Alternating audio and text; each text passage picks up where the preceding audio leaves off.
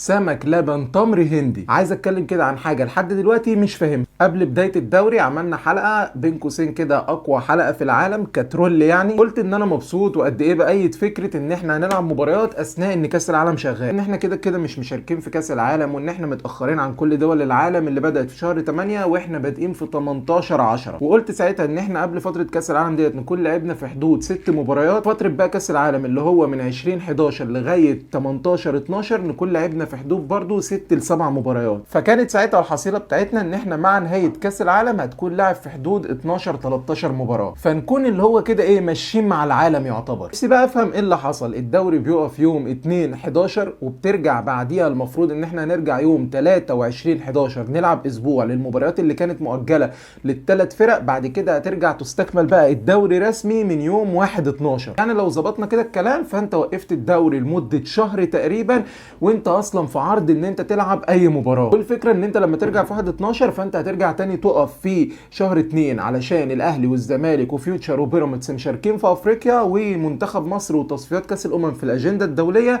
في شهر 3. فيروح طالع يقول لك لا انا اوقف الدوري اللي هو في بدايه شهر 2 كده، اوقفه فتره لغايه قبل معسكر المنتخب علشان المؤتمر بتاع المناخ ودول العالم كلها جايه في مصر في شرم الشيخ. الحاجات ديت ما كانتش مدروسه مثلا، ما كانتش متخطط لها. وانت قبل الدوري اتكلمت ان مفيش، كل الناس اتكلمت ان مفيش تاجيل، واعلن ان ال 30 اسبوع، وقال لك اخر 4 اسابيع هنظبطهم لما نوصل اخر الدوري. انما اعلن ال 30 اسبوع واعلن المواعيد. ده اعلن كمان اللي هو مش مواعيد الايام بس، ده اعلن المواعيد اللي هي بتاعه المباريات، اللي هو ماتش كذا الساعه 5 الماتش كذا الساعه 7. فانت اللي هو جاي بعد ما البطوله بدات يقول لك هنأجل علشان مؤتمر المناخ، بعد كده يقول لك هنعمل ان احنا نأجل برده ونوقف الدوري كده علشان معسكر المنتخب. الحاجه اللي انا لغايه دلوقتي مش فاهمها، الماتش بتاع بلجيكا يوم 18، فانت تعمل معسكر من يوم 6 اللي هو يعني انت مثلا دي مباراه اول حاجه وديه، تاني حاجه اللي هو ده المنتخبات اللعيبه اللي مشاركه في كاس العالم، كاس العالم اللي هو المفروض في تحضير وفي كاس العالم. الفرق هتروح للمنتخب بتاعها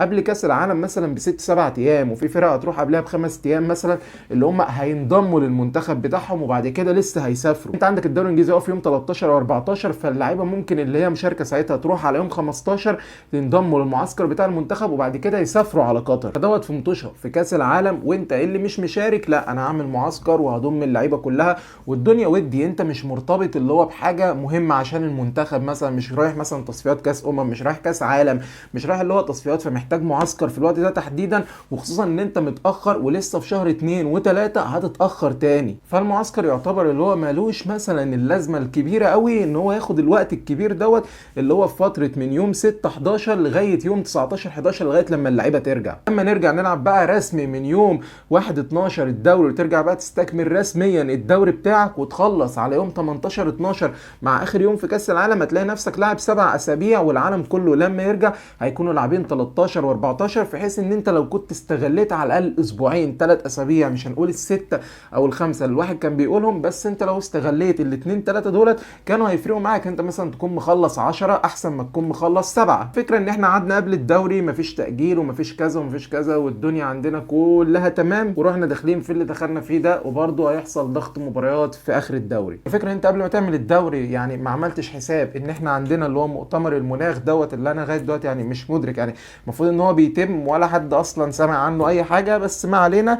يعني انت قبل ما تعمل الدوري وقبل ما تحط مباريات في الاوقات ديت ما كنتش عامل حساب مثلا مباراه بلجيكا ديت، ما كنتش عامل حساب اللي هو المؤتمر بتاع المناخ، فاضطرينا ان احنا برضو ناجل تاني ونرجع تاني لدوامه التاجيلات، ولسه فيما بعد هيتاجل مباريات تاني، وكالعاده هنضغط في اخر الدوري ونقعد نتكلم عن الاجهاد وعن الليله الكبيره قوي ديت. ففي النهايه سمك لبن تمر هندي.